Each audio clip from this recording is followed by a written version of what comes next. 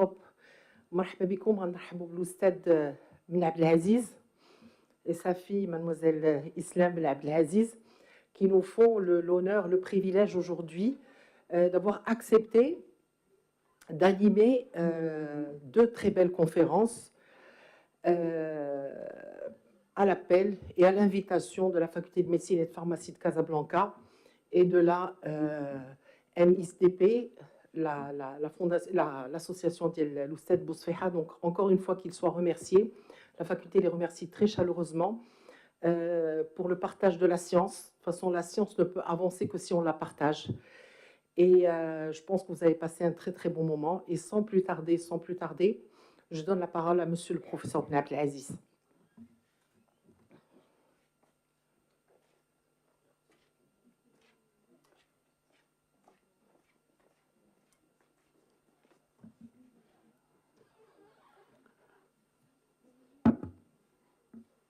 Bismillahirrahmanirrahim. J'aime bien donc commencer par remercier donc vivement donc la fac de médecine de pharmacie de Casablanca ainsi donc que le congrès d'immunologie, particulièrement donc mes deux amis donc c'est Ahmed Bousfiha donc et Nadia et donc toute l'équipe de la fac de médecine de pharmacie donc de Casablanca de m'avoir invité pour partager avec vous un état du lieu sur donc, la performance universitaire, aussi bien donc, de structures d'enseignement, de recherche que de chercheurs dans nos pays, dans le monde, mais surtout dans nos pays du Grand Maghreb et dans l'Afrique. Donc, je commence par vous dire que, effectivement, c'est avec beaucoup de plaisir que je viens encore une fois donc, à cet amphi, à cette belle faculté pour partager avec vous donc, une expertise cumulée pendant les années en matière donc, de recherche et de publication scientifique. Et comme maintenant c'est exigé, j'aime bien déclarer au départ que je n'ai aucun conflit d'intérêt en traitant un tel sujet, mais j'aime bien être sincère pour vous dire que j'ai beaucoup donc, de bonheur, de reconnaissance, de fierté de travailler avec vous. Donc, عندي شوق كبير لكم وعندي حب كبير لكم, mais ceci finalement n'est pas en réalité donc, un conflit d'intérêt potentiel concernant donc, mes propos. Je vais commencer par me présenter rapidement en disant que je continue, malgré l'âge avancé, à être professeur en médecine communautaire à la fac de médecine donc, de Sousse en Tunisie, que je dirige un laboratoire de recherche dédié à la performance hospitalière et que je préside un réseau ambitieux africain qui aime bien renforcer les capacités de jeunes chercheurs en santé en matière de savoir publier, savoir rédiger et savoir enseigner. Donc, je démarre en vous rappelant que oui, effectivement, concernant ces réseaux maghrébins, qui actuellement est un réseau africain, il a commencé depuis une vingtaine d'années à organiser des petites formations qui s'appelaient donc l'école maghrébine de printemps, dédiée à savoir rédiger. Puis donc on a transformé l'école en un collège maghrébin dédié à savoir lire avec critique un manuscrit scientifique. Ultérieurement, nous avons organisé un campus, un véritable campus maghrébin africain qui est dédié, qui est fondé sur savoir décider donc en santé. Je vous présente quelques affiches. Je me rappelle bien donc, de cette affiche de 2012 où on a été invité par la fac de médecine de Casablanca pour animer une école de printemps. Puis donc l'affiche concernant donc, le collège de 2010 où aussi on a été invité. Certainement vous voyez quelques empreintes relatives au design marocain. Nous avons été invités particulièrement par le professeur Ahmed et Ahmed Bousfiha pour discuter avec les jeunes de Casablanca que comment savoir donc lire avec critique un papier scientifique. Puis on a transformé donc les campus maghrébins, on a transformé le collège en un campus. Et vous voyez ici donc la belle affiche qui est relative à un grand congrès qu'on a organisé en 2018 à Casablanca. Et je remercie ici, encore une fois ici, professeur Chouaïb Rifki, qui a été chargé d'organiser ça. Donc, ce n'est pas uniquement dans le cadre du réseau, mais concernant Casablanca, comme je disais, c'est depuis maintenant 2 décennies que je viens avec mes collègues. D'une part, on a organisé le pré-med dans une faculté voisine, c'est la faculté de médecine dentaire. Puis, donc, j'aime bien remercier donc Asma Kassar, Nadi Ben Chakroun, qui ont contribué à organiser, d'une part, PIRPAS et PIRPI. Et PIRPAS, donc, pour le professeur assistant, PIRPI pour les jeunes résidents. Et j'ai demandé hier donc, à Asma Kassar, est-ce que vous pouvez m'envoyer une photo qui illustre bien donc, nos activités? Elle a choisi donc, cette magnifique photo où les jeunes internes résidents ont créé avec leur corps l'image PIRPI, le logo PIRPI. C'est finalement une photo qui illustre bien tout l'investissement qui a été organisé depuis maintenant donc, une vingtaine d'années pour renforcer la capacité des jeunes chercheurs pour savoir rédiger non seulement les thèses, mais pour être visibles sur la scène internationale. Maintenant, j'entre directement dans ma conférence. On m'a chargé, c'est avec beaucoup de plaisir que je réalise ça, on m'a chargé de bien explorer les classements actuels sur le plan international, aussi bien des universités que de chercheurs, et donner quelques perspectives pour l'avenir, quelles sont les leçons qu'on peut tirer pour les grands Maghreb et pour l'Afrique concernant donc, cet état des lieux, concernant les rankings internationaux des universités et des chercheurs. Et j'aime bien dire la même chose, mais dans une autre langue, c'est dans notre langue maternelle. سأحدثكم اليوم عن التصنيف العالمي للجامعات والباحثين عن الدروس المستفادة والمستخلصة بالنسبة للمغرب الكبير ولإفريقيا. Pour introduire donc, le sujet, j'ai dit que le siècle dernier a été caractérisé par la quête de la qualité. Si on résume la recherche, les innovations du XXe siècle, on va choisir le mot qualité parce que c'est intéressé à la qualité aussi bien de soins ou bien donc, de l'enseignement. En matière de soins, on a beaucoup enseigné, étudié l'assurance qualité en soins, puis on a passé à une époque, on parlait de la démarche qualité, comment implanter une démarche qualité. Puis aujourd'hui, nous parlons donc de management qualité donc, dans une entreprise de santé. Concernant la pédagogie, moi-même, j'ai fait les parcours, j'ai commencé par une pédagogie centrée sur le module, donc pédagogie modulaire, puis une pédagogie centrée par les objectifs, et aujourd'hui, j'y suis viré comme les autres, j'enseigne et j'anime la pédagogie par compétence. Donc, si donc le XXe siècle a été caractérisé par la quête de la qualité, le nouveau siècle, on peut le résumer, le zipper en 3 mots. Maintenant, on s'intéresse à la performance. On veut atteindre le niveau le plus élevé de la performance. Puis, on est intéressé par la comparaison, ce qu'on appelle les benchmarks, comparer la performance d'une structure par rapport à d'autres structures similaires. Et tout ça, c'est en se référant à donc, des référentiels de bonne qualité qui proviennent des structures accréditées. Donc, concernant donc, les soins, on s'intéresse aux effets, évaluer les effets des médicaments, des programmes. Maintenant, on parle d'évaluer les pratiques professionnelles de prévention, de traitement et d'adaptation. Puis, on s'intéresse aussi à évaluer les structures de santé depuis le niveau préliminaire jusqu'à au CHU. En matière de pédagogie, on a commencé par évaluer les apprenants, les étudiants, puis maintenant on a passé à évaluer les enseignements elles-mêmes et les enseignants, et on est arrivé donc à une phase finale qui est l'évaluation des structures d'enseignement de recherche, évaluer les universités. Lorsqu'on va résumer tout ça aussi, on va dire que donc, le nouveau siècle est baptisé ou bien est fondé sur l'évaluation, mais l'évaluation, elle est aussi elle-même basée sur 2 piliers.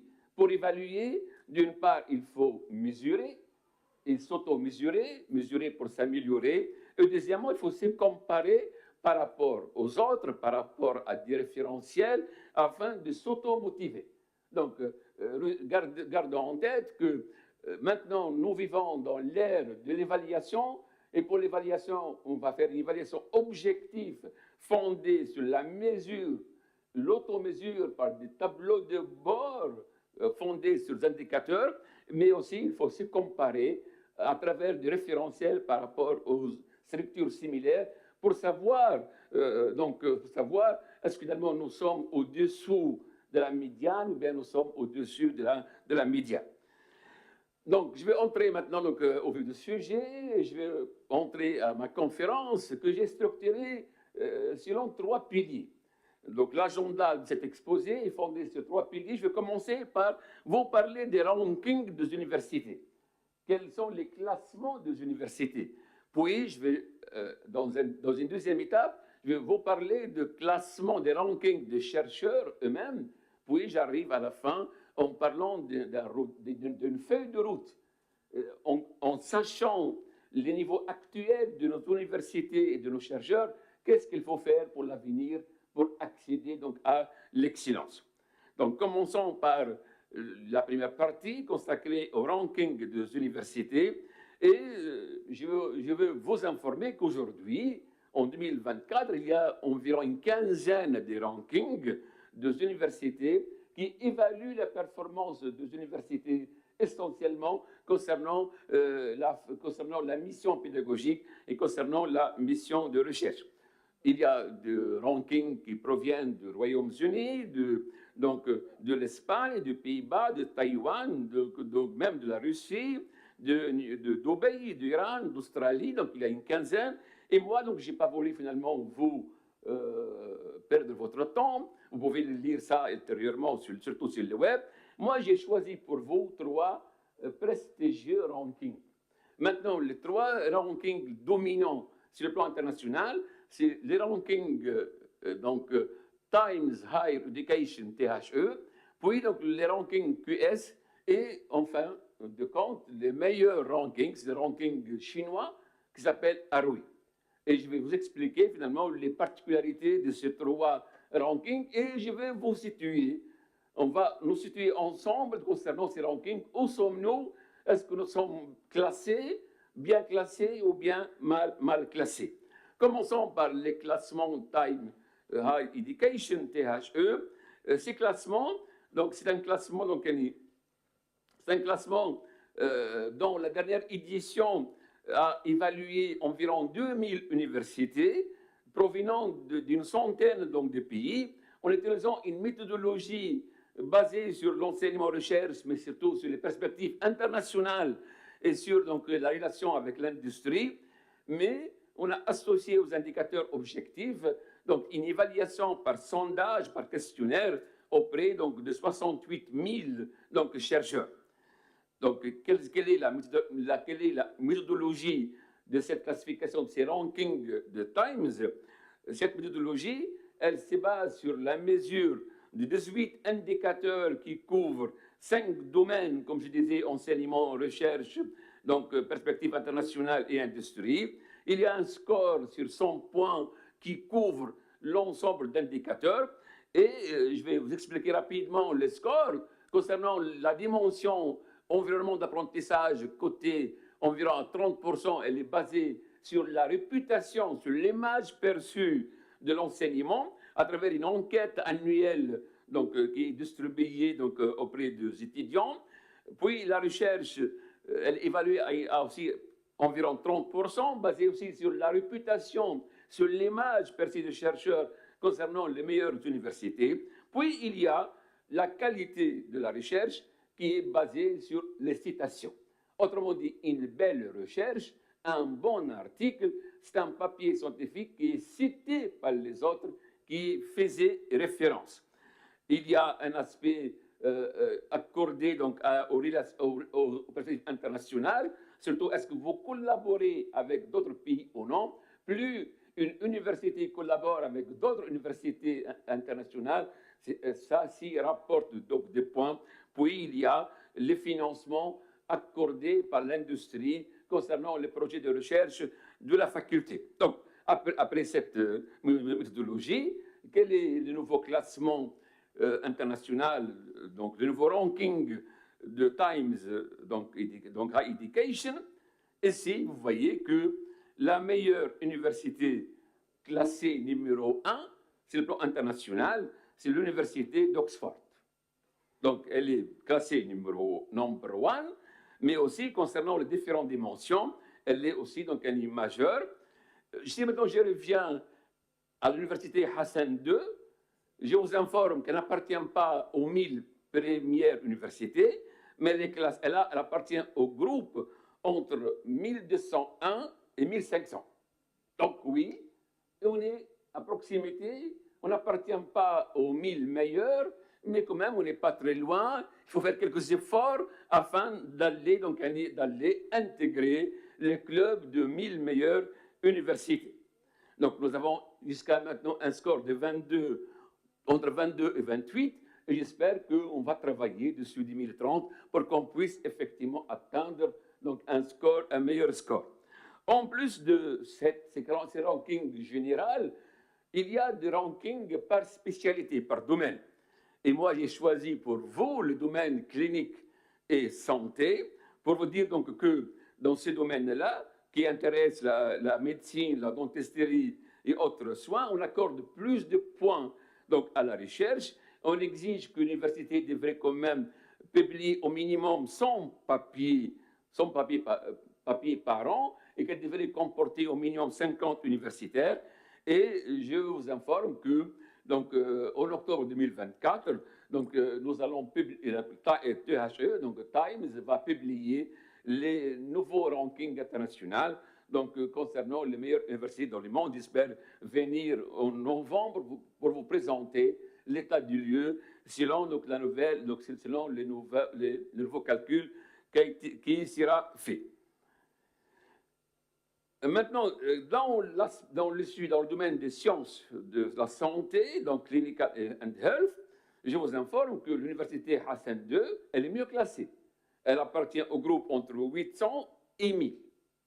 Donc ça, finalement, on a un meilleur classement par sujet. On n'est pas bien classé de manière globale, mais on est bien classé dans le domaine de la santé, avec un score compris entre 17 et 25. Donc, si je résume, je dis que, donc, certes, les rankings THE, il est actuellement bien imposé, bien donc, fait référence, mais malheureusement, il y a un tiers du score global est attribué à une évaluation subjective, parce qu'on distribue des questionnaires aussi bien aux chercheurs, étudiants et employeurs, et par conséquent, il y a un biais subjectif, ce qui fait donc on ne peut pas finalement on ne peut pas compter uniquement sur ce ranking. Passons maintenant à un deuxième ranking qui fait référence, qui est très attendu sur le plan international, c'est donc les rankings QS. QS, il s'intéresse à 1500 universités, mais aussi il se base sur une enquête qui est distribuée à 240 000. Quelques mots concernant la méthodologie. Ici, c'est pareil, on va utiliser donc 9 indicateurs pour évaluer la performance de chaque université, mais vous voyez que la réputation, l'image académique, c'est 30%, l'image d'après les employeurs, c'est aussi 15%, les ratios étudiants-faculté, c'est 10%, mais on accorde de l'importance aux citations. Plus la faculté publie des papiers qui sont cités par les autres, donc plus elle est mieux classée. Il y a aussi donc cette orientation internationale et concernant aussi les résultats de recherche et la durabilité.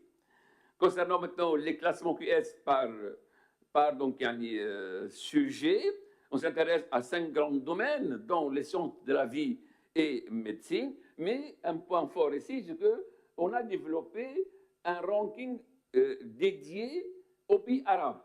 Et c'est un classement qui est adapté sur le plan méthodologique aux particularités des pays arabes. Donc, ce classement intéresse 22 pays. Il est formé de 10 indicateurs par 9. On a ajouté un deuxième indicateur concernant la visibilité sur le web. Quelle est maintenant la situation internationale de classement d'après QS? Quels sont les résultats? Maintenant, d'après vous, quelle est la meilleure université selon QS? La meilleure, c'est Harvard University. Donc, l'université number 1 d'après QS, c'est Harvard. Elle est classée donc, numéro 1 avec le meilleur score. Et concernant les classements des pays arabes, j'aime bien vous informer que l'Université Hassan II, elle a un classement entre 121 et 130 dans les classements spécifiques aux pays arabes.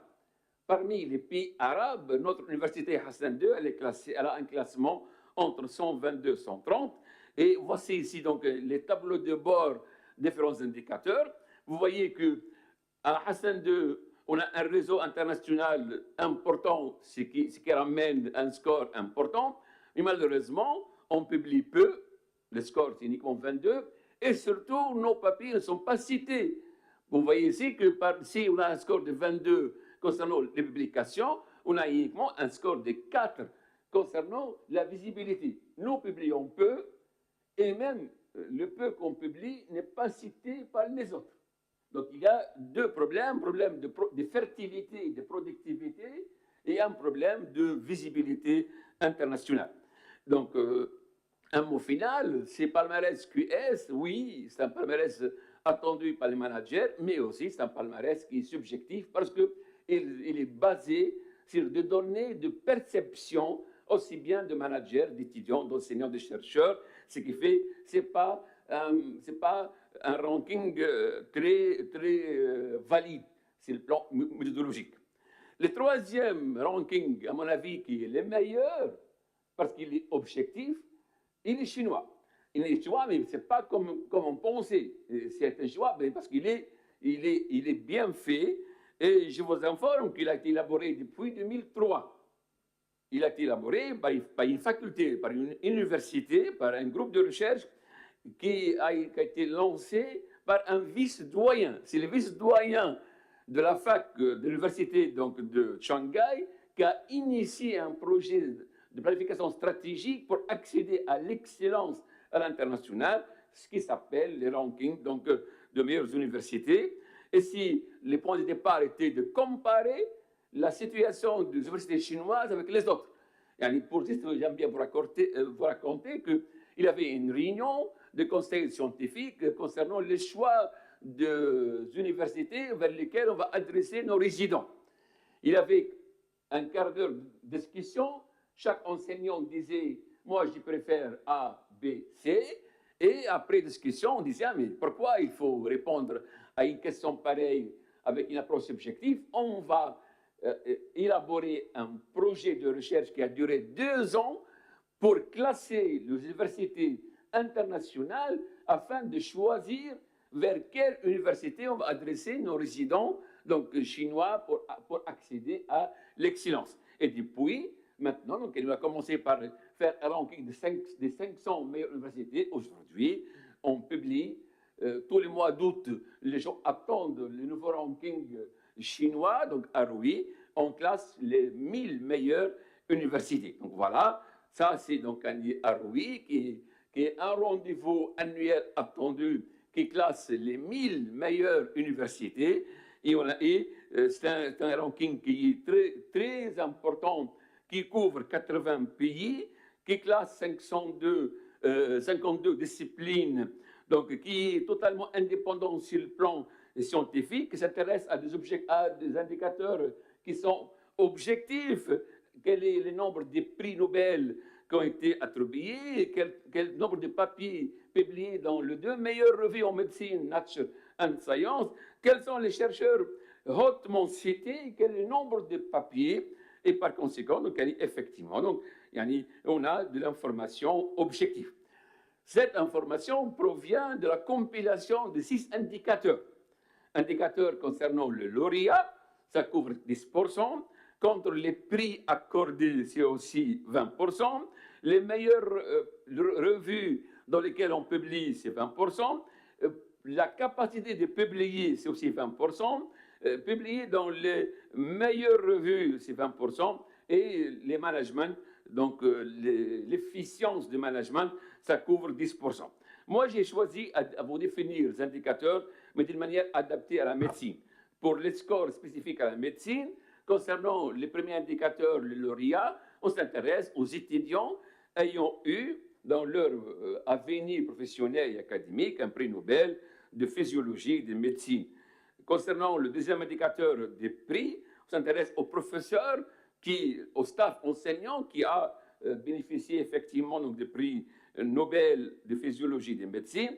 Concernant maintenant donc, la citation, est-ce qu'on est cité, est-ce que nos enseignants, nos recherches sont cités?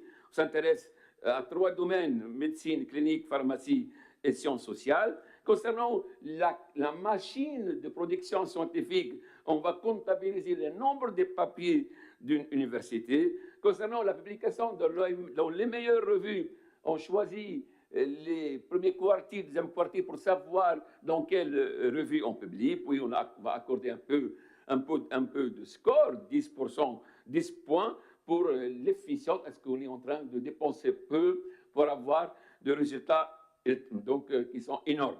En résumé, 60% des scores dans les classements donc, ARWI de Shanghai sont alloués à 3 indicateurs.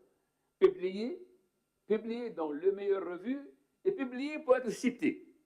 هذا ثالوث الامتياز. الامتياز لا علاقة له بالمال، لا علاقة له بالسمعة والشهرة والإشهار. الامتياز العلمي الأكاديمي مرتبط على 3 أسس. Premièrement, publier beaucoup, publier dans les meilleures revues de quartiles élevés. Et troisièmement, faire une pression pour être cité, pour influencer la dynamique scientifique internationale. Après cette méthodologie, on est intéressé par les classements. Mais quelle est la meilleure université? Selon les classements donc, chinois donc, de Shanghai, la meilleure université, c'est l'université aussi de Harvard. Harvard, elle est classée number 1 avec les meilleurs scores. Et j'aime bien quand même, tous les Maghrébins, tous les Africains sont heureux d'apprendre qu'une faculté de la Tunisie, celle de Sfax, a intégré enfin donc, à Roui, dans la position 901 et 1000. Et ça, finalement, c'est un point fort qui est comptabilisé pour l'Afrique et pour les grands Maghreb. Et la situation de Hassan II, on va le trouver dans les classements par domaine, parce qu'on s'intéresse aux sciences de la vie, on s'intéresse à la médecine, et on va trouver dans les classements donc, par spécialité, en médecine clinique, donc on va trouver non seulement que Harvard restera toujours la première, mais Hassan II, elle est classée, et si je vois, donc je vois mal, mais je vois finalement que Hassan II a été sélectionné dans les classements par spécialité, donc de meilleures universités concernant la médecine. Donc, un dernier mot pour vous dire que ici, c'est un classement objectif. 60% de la note globale est accordée à un trépied publié dans les meilleures revues et publié pour être cité par les autres. Passons maintenant au deuxième chapitre, à la deuxième section, après avoir vu les classements internationaux.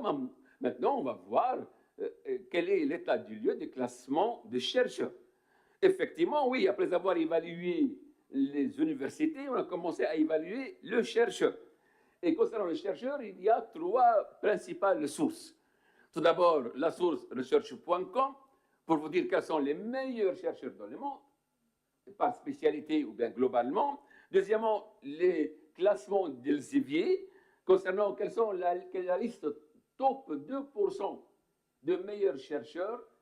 Et puis, une troisième liste de Clarivate, de Scopus Clarivate, Web of Science, quelle est la liste top 1% de meilleurs chercheurs dans le monde, les chercheurs les plus cités. Parce que, je dis encore une fois, un meilleur chercheur, c'est un chercheur très cité. Il est très cité à tel point qu'il influence la dynamique scientifique intellectuelle dans le monde.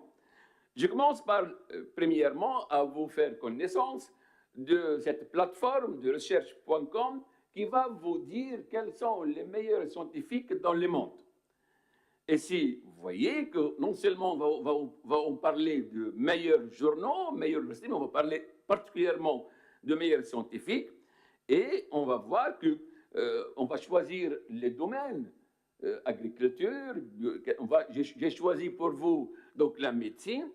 D'après vous, quels sont les meilleurs scientifiques en médecine dans les derniers classements de meilleurs chercheurs dans le monde? Voici donc un petit rappel sur la méthodologie. C'est un classement qui s'intéresse à 166 000 chercheurs, dont 70 000 en médecine. Il est basé sur un indicateur qui s'appelle les H-index. C'est quoi un H-index? H-index, donc H pour dire Hirsch. Donc c'est un physicien qui a croisé d'une part en abscisse le nombre de publications et on leur donnait les citations. Il n'est pas suffisant uniquement de publier, mais il faut aussi être cité. Et on va croiser l'abscisse et l'ordonnée pour trouver donc un nombre, un chiffre, un nombre qui signifie n publications citées au minimum n fois. Autrement dit, un scientifique qui a un H-index égal, je prends ici l'exemple donc d'un enseignant chez nous, donc à Cellule, qui a un H-index égal 17. 17, ça signifie quoi? On va faire la bissectrice. Il a publié 17 papiers, dont au minimum chacun a été cité 17 fois. Donc, il a publié certainement 150 papiers, mais il y a 17 papiers pour lesquels chaque papier a été cité au minimum, donc n fois. Donc, ça, c'est maintenant le H-index qui a été transformé ultérieurement en C-index pour s'intéresser uniquement à la spécialité, parce que un H-index qui concerne aussi bien immunologie et autres, mais il a un C-index qui est spécifique dans son domaine donc d'immunologie. Donc, sinon, maintenant, c'est palmarès, selon donc, cette plateforme, quel est le meilleur scientifique dans le monde? Certainement, Harvard a hébergé les maximums de scientifiques, mais dans Harvard, les meilleurs scientifiques dans le monde s'appelaient Professeur Walter. Le professeur Walter, qui a un D-index égal 400.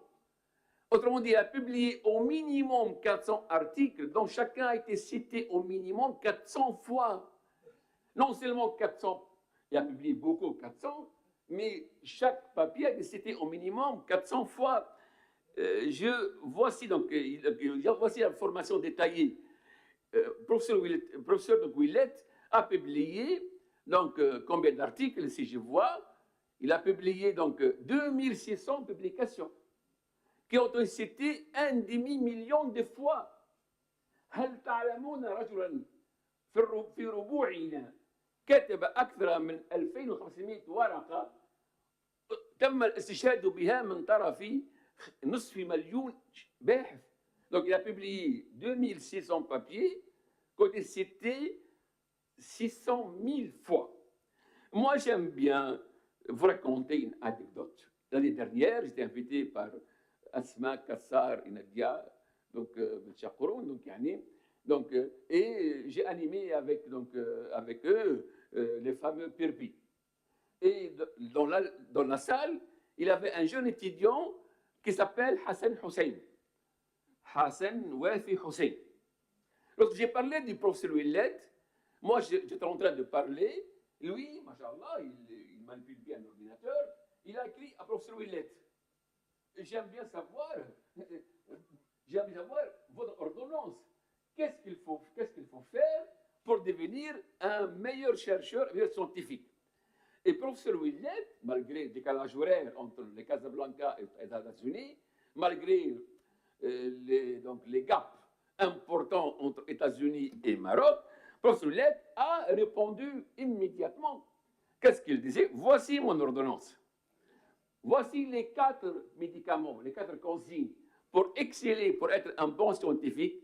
Tout d'abord, il faut bien identifier les questions importantes. Deuxièmement, il faut rassembler les bons étudiants et collègues. Troisièmement, il faut travailler dur.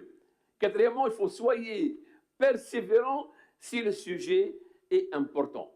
Moi, j'ai traduit ces 4 recommandations باللغة الأم. أولاً حدد الأسئلة الهامة في البحث العلمي. جمع الطلاب والزملاء الجيدين.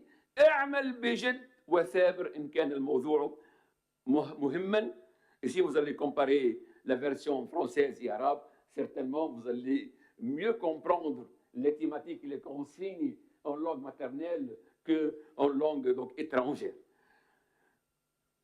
Donc, après les plateformes recherche.com, on arrive à la deuxième plateforme concernant quelle est la liste de chercheurs, les meilleurs chercheurs, la liste, la liste top 2%.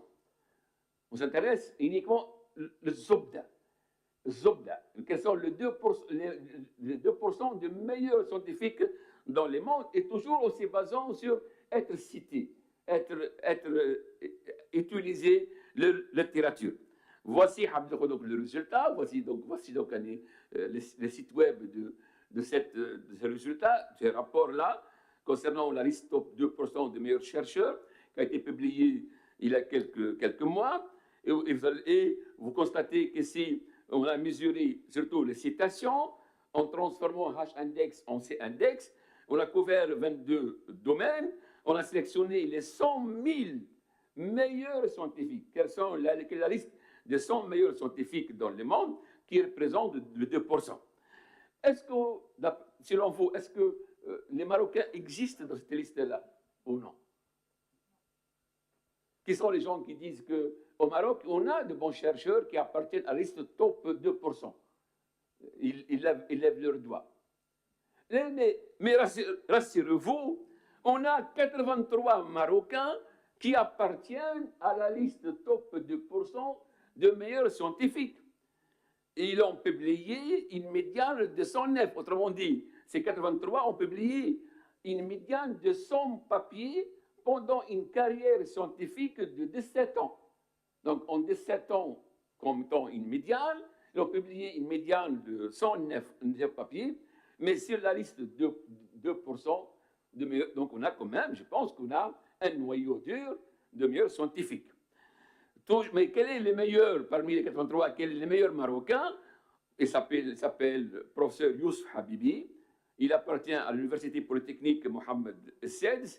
Il est accompagné de 16 autres chercheurs. Donc je pense qu'on a un noyau dur, qu'on a donc un foyer, qu'on a un site d'excellence sur lequel on peut compter, on peut collaborer, on peut donc compter sur un meilleur prévenir pour la recherche donc, au Maroc et au Grand Maghreb et en Afrique.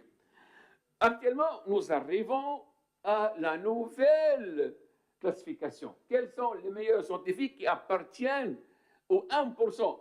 Zubdatul Zubda, Usaratul Usarati. Autrement dit, parmi les 83 meilleurs chercheurs appartenant aux Marocains aux 2%, mais moi j'aimerais savoir quels sont dans le monde entier, quels sont les chercheurs qui appartiennent au mini-groupe de meilleurs 1% des chercheurs. Ça, vous trouvez l'information sur Clarivate, sur les chercheurs hautement cités, très cités. Voici la version 2023. Je vous informe que cette version a été éditée il y a quelques mois. Donc, en s'intéressant aux meilleurs chercheurs, qui sont les chercheurs les plus cités, ayant créé une influence large dans leur discipline, et on a choisi parmi eux 7125 postes. Parce qu'il y a quand même des postes qui sont partagés par... Il y a des chercheurs qui sont très cités dans 2 domaines, 3 domaines. Donc, il y a 6800 chercheurs qui ont occupé 7125 postes. Mais remarquez que la liste a été dominée par 2 filières, la médecine clinique et biologie et biochimie. Donc, les 2 universités les plus visibles étaient l'Académie chinoise des sciences et Harvard, et donc les chercheurs appartiennent à 67 régions dominées par 5 régions, États-Unis, Chine, Royaume-Uni, Allemagne et Australie. Maintenant, je m'intéresse à l'Afrique. Est-ce qu'il y a des Africains parmi la liste de meilleurs scientifiques top 1%? Oui, il y a 3 pays africains qui sont représentés dans ces classements. L'Afrique du Sud avec une dizaine de scientifiques, l'Égypte avec donc 3 scientifiques et les Maroc. Il y a combien de Marocains dans la liste top 1%? D'après vous, Yousra, il y a combien de Marocains dans les meilleurs auteurs, les meilleurs scientifiques les plus cités? 1, 2, 3, 4, 5, 6, 10, une dizaine. On va chercher maintenant, donc je vais faire le travail devant vous. J'ai fait des captures d'écran, mais j'ai fait la simulation. Voici, donc je suis devant donc, la plateforme de Clarivate de la liste top 1% de meilleurs scientifiques. J'ai choisi la région Maroc. Ah oui, je suis assuré que le Maroc existe. On a des Marocains. Mais parmi les Marocains, j'ai cliqué au Maroc. Quels sont les meilleurs scientifiques de 1%? من هي الكوكبة؟ من هم الطلائع؟ من هم المبدعون؟ هم الرواد؟ من هم الطلائعيون؟ من هم قادة الفكر والحركة والبحث العلمي؟ Moi, j'aime bien lire une dizaine. Je clique pour trouver qu'il y a une seule personne, professeur, donc Ahmed Aziz Bousfiha. Oui, bah, tiens, mais est-ce qu'il y a d'autres personnes qui proviennent de Casablanca, d'immunologie? Oui, oui, immunologie cliquée, immunologie. J'ai trouvé une liste des cinquantaines de chercheurs, mais je vois que c'est Ahmed qui travaillait aux États-Unis, certainement, professeur Bousfiha va lui écrire ce soir-là pour lui dire que j'ai appris que vous êtes dans la liste des meilleurs chercheurs dans le monde 1%, que j'aime bien immédiatement lancer un partenariat et adresser nos jeunes étudiants immunologistes chez lui et recevoir ses apprenants. Et on va créer un partenariat, une convention de collaboration entre donc, l'immunologie de Casablanca et l'immunologie donc, aux États-Unis. Est-ce qu'il y a d'autres chercheurs 1% dans l'université Hassan à part Bousfiha, est-ce qu'il y a d'autres personnes? Des biologies, des biochimies, des médecines cliniques. J'ai cliqué.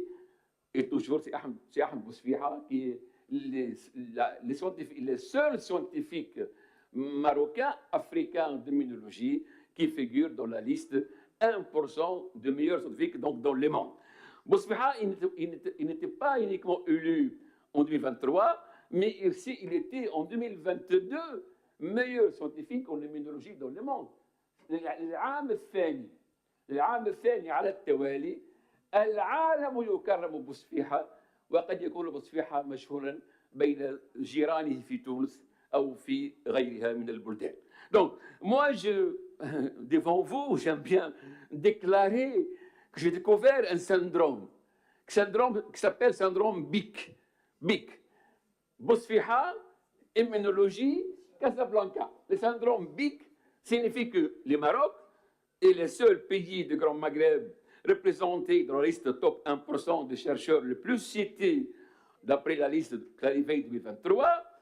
Hassan II est la seule université au Grand Maghreb qui est représentée dans cette liste top 1%.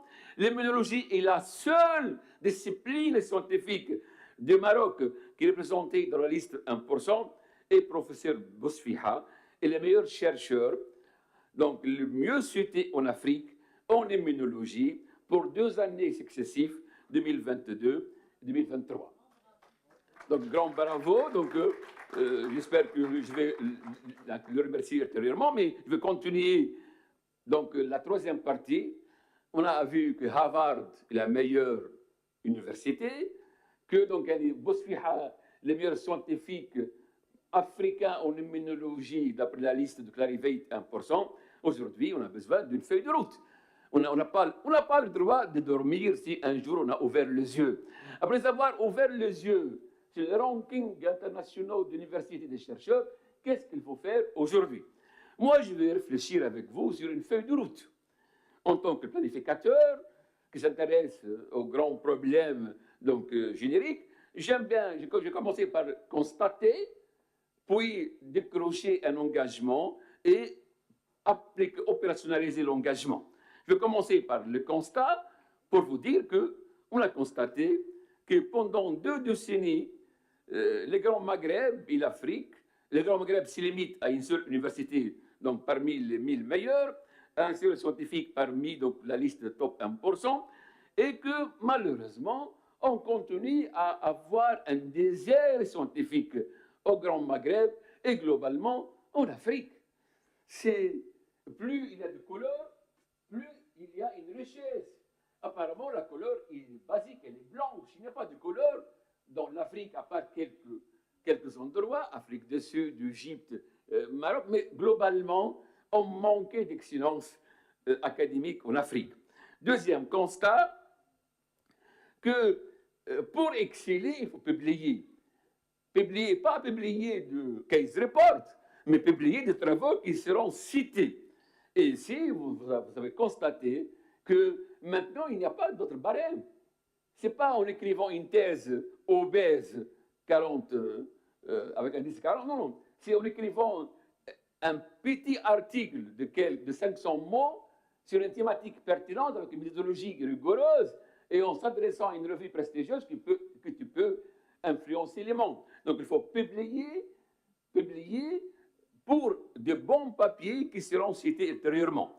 Troisième constat, qu'on doit s'intéresser actuellement aux universités candidates à l'excellence, aux chercheurs travaillant dans les équipes de leaders, aux laboratoires de recherche dans nos universités qui constituent donc de noyaux durs d'excellence, ce qui fait, à mon avis, si on veut réanimer la recherche, on va appliquer l'approche médicale. En médecine, si on va rythmer, organiser donc le cœur, on va utiliser un pacemaker. Aujourd'hui, nous parlons d'un pacemaker à 3 chambres. Ça c'est le meilleur pacemaker d'après les connaissances. Donc, si on veut réanimer la recherche au Maroc, en Afrique, au Grand Maghreb, il faut s'intéresser à un pacemaker avec 3 chambres. Première chambre, Université Hassan II. Deuxième chambre, fac de médecine de pharmacie. Et troisième chambre, les laboratoires de recherche, particulièrement en immunologie, en biologie, en biochimie. Donc, voici finalement les pacemakers à 3 chambres qui permettent donc de dynamiser donc, la recherche au Maroc, au Grand Maghreb et en Afrique. Donc, ce qui fait comme engagement, moi, je lance un appel à vous, donc, à Mme Tahiri, donc, à l'équipe de pilotage. Donc, j'aime bien lancer un appel pour qu'on crée une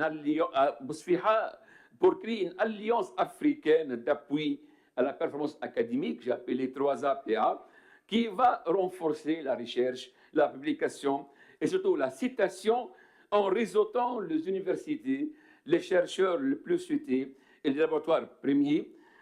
J'ai commencé il y a 20 ans à Sousse en 2007 en créant finalement un petit groupe qui a commencé le travail. En 2014, il y a une faculté chez nos voisins qui a adhéré à ces projets. Et moi, j'aime bien lancer un cri, un appel à l'université donc Hassan II pour qu'on puisse créer ensemble un projet de rêve qui s'appelle Casa Aroui à l'horizon 2030.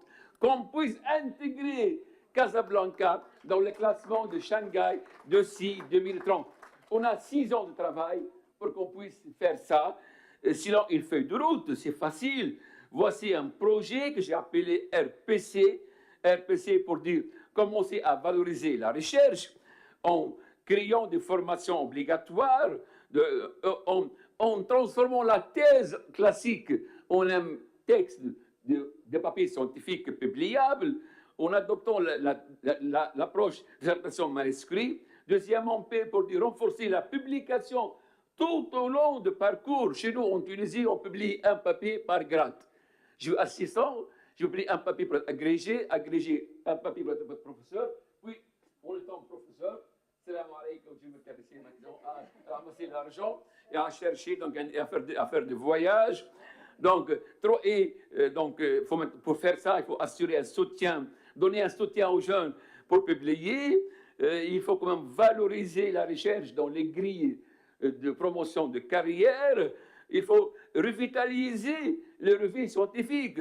Encore une fois, je rappelle, هناك مجلة قد تم وقتها في المغرب اسمها Maroc Médicale. Elle est disparue depuis maintenant une trentaine, quarantaine d'années. إن Maroc Médicale أحسن سفارة للمغرب في العالم. Et maintenant, c'est une urgence. On va créer un manifesto, un appel. Essayons de revitaliser. Nous sommes 6 facultés de médecine, de pharmacie, dentaire. Nous pouvons on a de la matière, on fait de la bonne recherche, on peut revitaliser ces grands projets. Puis RPCC pour dire citation, il ne faut pas uniquement publier, mais il faut aussi encourager à citer nos chercheurs. Donc, il faut qu'on puisse organiser. Professeur Bosfiha, maintenant, a l'obligation sociétale et académique de créer un club des champions des chercheurs les plus cités qui va transférer son expertise aux autres pour qu'on puisse être plusieurs dans la prochaine édition de Clarivate. Puis, donc, il faut encourager ces chercheurs à créer des projets fédérateurs maghrébins, africains, et aussi, pourquoi pas, il faut s'engager. Chaque chercheur devrait citer au minimum 3 références de son pays, de Grand Maghreb ou bien d'Afrique, pour qu'on puisse aller ensemble. C'est une obligation aussi, une obligation morale. On doit contribuer au Gaulois, donc des autres. Puis n'oubliez pas, avant tout, qu'il faut organiser la filiation. Professeur Bosfiha écrit son nom, parfois Bosfiha A, parfois Bosfiha AA. Par conséquent, donc, son patrimoine est divisé en 2 rubriques, ce qui fait qu'il a besoin maintenant d'avoir un hors-site et de faire une pression de marketing pour dire rassembler, fédérer, fusionner tous mes papiers qui sont écrits sous le nom Bosfiha AA ou bien Bosfiha A. En conclusion, je conclus que la recherche scientifique au Grand Maghreb, en Afrique, surtout dans le domaine biomédical, est encore peu prolifique et encore peu visible dans les classements internationaux, aussi bien des universités que de chercheurs, au cours des 2 dernières décennies. Je rappelle mon plaidoyer, c'est un plaidoyer partagé par tous les scientifiques marocains, tunisiens, maghrébins et donc africains. On aime bien créer une alliance pour qu'on puisse partager nos expertises donc communes, travaillons ensemble, fédérons nos expertises, et j'espère qu'un jour, Casablanca, sa fac de médecine de pharmacie deviendra un pôle d'excellence, une pépinière, aussi bien d'excellence académique permettant de grimper dans les classements de Shanghai, mais aussi de diversifier, transformer un chercheur de Casa à 10 chercheurs. Je termine par vous dire que oui, c'est un rêve que je dis avec beaucoup d'ambition que, Inch'Allah, moi, je m'engage devant vous de travailler encore avec vous sur ce projet Casa Aroui à l'horizon 2030. Madame Tahiri peut, Inch'Allah, nous allons travailler ensemble pour publier 1000 papiers par an à la fac de médecine de pharmacie qui seront donc en co-signature. Il y a dont 10%, dont 100 sont signés par 2 universités internationales, et on espère avoir 1000 citations. Et je résume mon rêve par ces slides-là que إن أحلام اليوم حقائق الغد إن طريق الألف خطوة يبدأ بخطوة قصيرة. Donc moi, nous visons intégrer les classements Shanghai, intégrer les classements donc, des chercheurs les plus cités avec sur 2 piliers essentiels. Donc c'est à Casablanca, autrement dit c'est son université et donc en même temps sa fac de médecine et de pharmacie. Merci pour vous.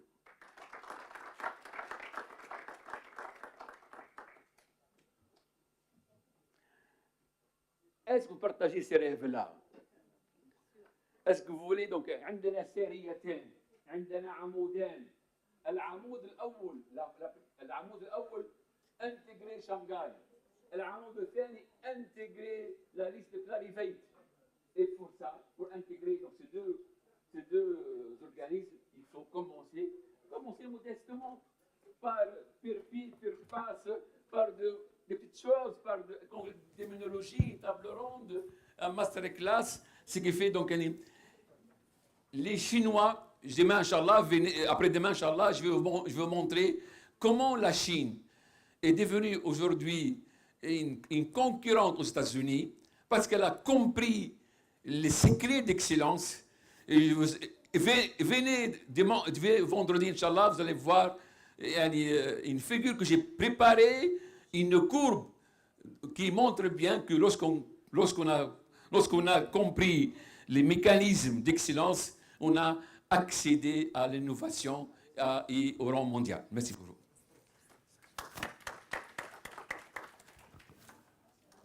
Merci, professeur ABDELAZIZ, pour cette magnifique et magistrale conférence et qui, on voit le pédagogue, j'ai envie de dire, ça se voit, ça ressort parce qu'il y a un côté très didactique où on sort de votre conférence, il y a déjà des choses qui sont fixées. En tout cas, j'espère que c'est le cas pour les plus jeunes. C'est des choses que je connais, mais à travers la conférence du professeur ABDELAZIZ, vraiment les choses ont été encore plus claires et surtout actualisées. Moi, je rejoins parfaitement ce qu'il vient de dire et je pense que, je ne vais pas dire qu'il faut qu'on se mette au travail, on essaie tout ça, mais il faut, je le dis toujours à mes doctorants, on ne peut pas faire de recherche sans l'équipe et sans l'esprit d'équipe. Le professeur ABDELAZIZ veut passer à un niveau supérieur, c'est-à-dire on a des équipes, on a des laboratoires de recherche, nous essayons de travailler ensemble. Eh bien, il faut aller à un niveau supérieur, collaboration entre facultés, entre universités, entre pays africains, parce qu'il faut, je pense, je le dis solennellement, l'Afrique, je pense, c'est l'avenir du monde, en tout cas pour le moment, c'est incontestable.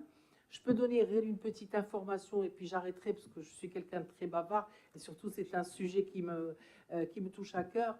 Nos médecins étaient déjà ciblés, nos ingénieurs, nos informaticiens. Je peux vous dire qu'actuellement, il y a une convention qui vient d'être signée avec la Chine, il n'y a pas longtemps. On a reçu, les gens ne savent pas, c'est vrai que c'était beaucoup plus dans le domaine de l'informatique, de l'électronique. Nous avons un jour reçu les 3 composantes de l'armée américaine, US Air Force, US Navy et l'armée de terre. C'est des gens qui ont des moyens phénoménaux. Ils sont arrivés avec je dis pas des millions, des milliards de dollars. Mais ce que j'ai compris, ce que nous avons compris, c'est que maintenant, ce qui les intéresse, ce sont nos chercheurs. Et donc, il faut qu'on fasse tout. Il faut qu'on fasse tout, d'abord pour motiver, parce que le professeur ABDELAZIZ a parlé de motivation, c'est extrêmement important, pour que nos jeunes chercheurs aient envie de rester, qu'ils fassent de la recherche. La motivation, c'est vrai qu'elle passe par un environnement physique, c'est-à-dire les équipements, les structures et tout ça, mais elle passe également par un environnement humain et la bonne structuration pour qu'on ait envie de faire de la recherche et de faire de la recherche dans notre pays. Donc, ça veut dire quoi? Tout ce que je viens de vous dire, c'est que nos compétences, nos jeunes compétences sont formidables. Moi, je le vois tous les jours, on a des doctorants qui sont absolument prodigieux et il faut vraiment qu'on les accompagne. Et ce sont eux qui vont nous permettre d'arriver à cette excellence dans le domaine de la recherche. Voilà, je m'arrête et puis je donne la parole à la salle.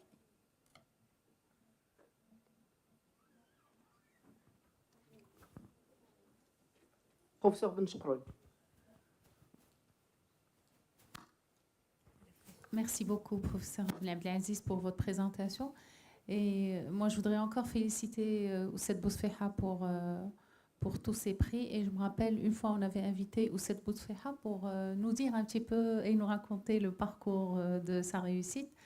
Et avec tout son, bien sûr, sa personnalité humble, il nous a dit que lui, il était juste facilitateur.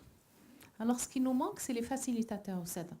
Parce que tout le monde veut faire de la recherche, et vous le savez très très bien, on est tous pour la recherche, mais on manque de facilitateurs. On n'a pas les gens qui nous aident, même si on veut, on n'a pas les... Ne serait-ce que je reviendrai toujours au comité d'éthique. Donc ça, c'est un grand problème qu'on a à la fac. Et bon, c'est vrai que les doctorants, ils n'ont que ça. Donc automatiquement, ils n'ont pas le choix. S'ils n'ont pas le comité d'éthique, ils ne vont rien faire. Nous, non. Nous, on est dans l'activité quotidienne. Et si on n'a pas des facilitateurs, on ne va jamais avancer. On est absorbé. Ça, c'est le grand problème de la recherche, en tout cas dans notre faculté. Je ne sais pas comment ça se passe dans les autres facultés, mais on n'a pas de facilitateur. Si on veut faire quelque chose, on doit tout faire soi-même. Et c'est impossible. Avec le quotidien qu'on vit, c'est impossible.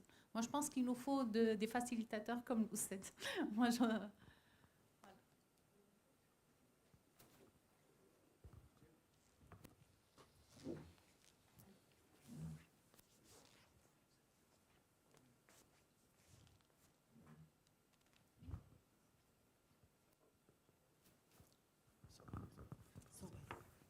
شكرا شكرا للأستاذ أحمد عبد العزيز. أخجلتني وأخجلت مؤسستنا. ومن جهة العرض كان قيم وشيق وفي حماسة قوية، ولكن إدخال كليتنا وتحميلها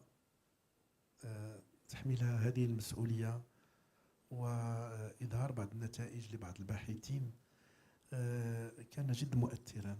أشكرك أستاذي العزيز وحفظك الله لنا أنت وأهلك الطيبين. Alors merci professeur. Nous avons des invités, nos frères de Mali, de Sénégal. Je remercie professeur Ben Abdelaziz et donc avec les professeurs ici présents, marocains et africains, oui, on travaillera, on créera un groupe WhatsApp. Ce qu'on pourra faire un peu ensemble, moi je suis prêt à vous dire un peu, partager avec vous ma vision des choses, comment est-ce que j'ai pu. Alors, sans trop tarder, je vais dire je répondrai, je vais faire deux réflexions, voilà. La première, c'est que le bon Dieu a fait que je sois là pour prouver que c'est possible. Avec toutes les barrières, toutes les difficultés, malgré les grands efforts effectués par notre décanat, je remercie le professeur Tahiri et son équipe, mais malgré tout ça, c'est possible. Comment on a fait? On a pu faire. Alors maintenant, le deuxième point de réflexion. La deuxième, oui, comment on a fait certains ingrédients, un petit effort de notre part, mais c'est cette volonté et cette dynamique créée par une conviction que le bon Dieu fait la baraka dans l'action. Il faut travailler. D'accord, baraka, c'est-à-dire agrandir la chose. Il y a des choses, on pense qu'une action n'est pas très rentable. On commence à faire, on peut rectifier. Et dans notre CHU, dans notre faculté, nous avons un problème de disponibilité. On va être attiré par le secteur libéral. On va être attiré, on va être empêché par les soins. On va faire. Walakin, c'est possible. C'est possible, malgré ces difficultés, c'est possible de se concentrer sur ça, de chercher la bénédiction de Dieu en essayant de donner un maximum. Pas trop, il faut quand même faire un peu. Parce que je ne pense pas que nous ayons, enfin en tout cas moi et mon équipe, un QI supérieur. Je ne pense pas. Je pense que, et peut-être ma limitation de mobilité est pour quelque chose. Je me concentre surtout sur ce travail, secteur libéral, mais quand même il y a ça. Le deuxième point qui peut-être est un élément important, c'est de se focaliser sur un domaine. On ne peut pas faire la biologie, l'immunologie, avec plusieurs... L'immunologie est une thématique qui réunit plusieurs spécialistes. Il y a les biochimistes dans cette histoire, les microbiologistes, etc. etc. Et avec tous ces équipes-là du laboratoire LICIA, parce qu'on publie à travers LICIA, notre fac et notre université, et à travers aussi les collaborations avec les facultés des sciences, et je salue le professeur Saleh Lalej, ici qui nous fait l'honneur avec son mari, docteur Al-Moussalet.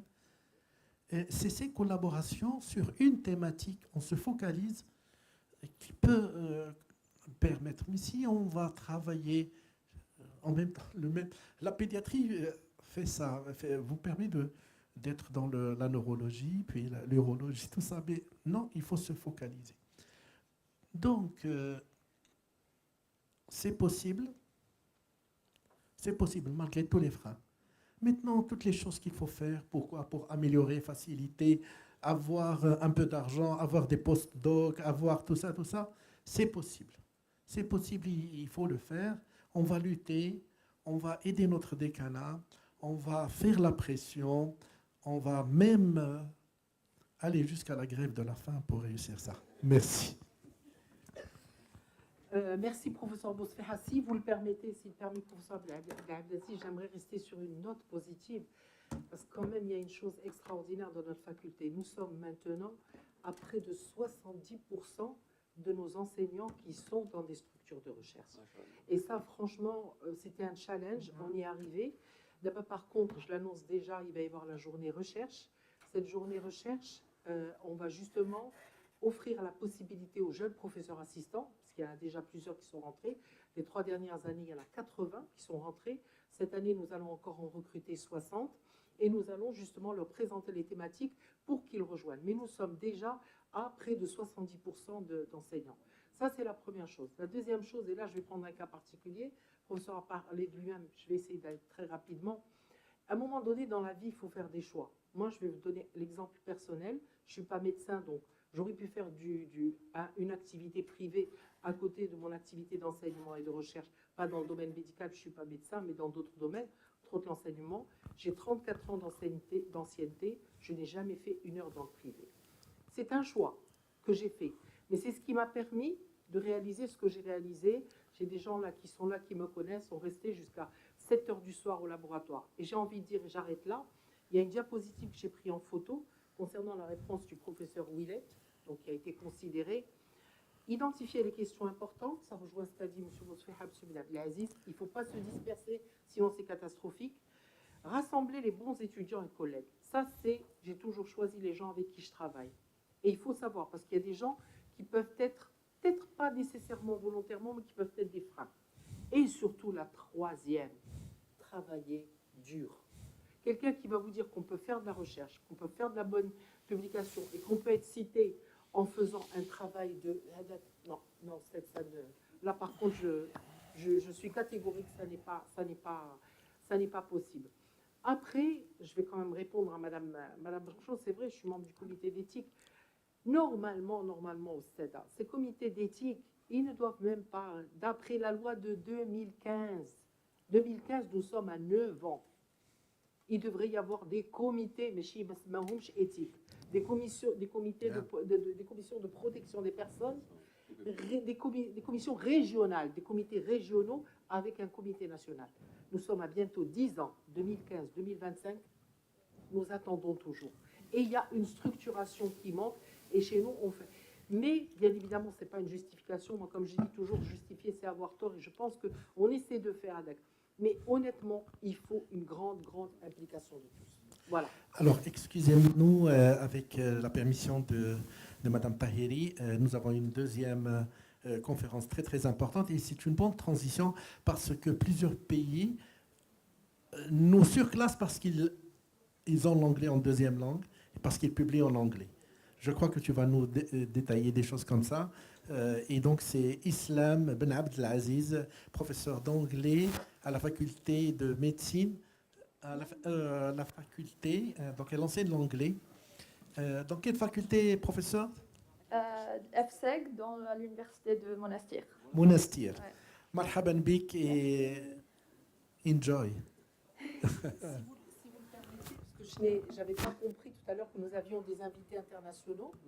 Donc, Rahab Belmoustad ABDELAZIZ, sa fille et madame. Donc, j'aimerais vous souhaiter la bienvenue à la Faculté de Médecine, Pharmacie de Casablanca.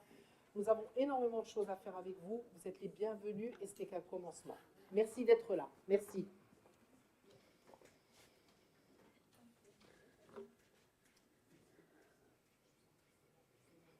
Okay, so good afternoon, everyone.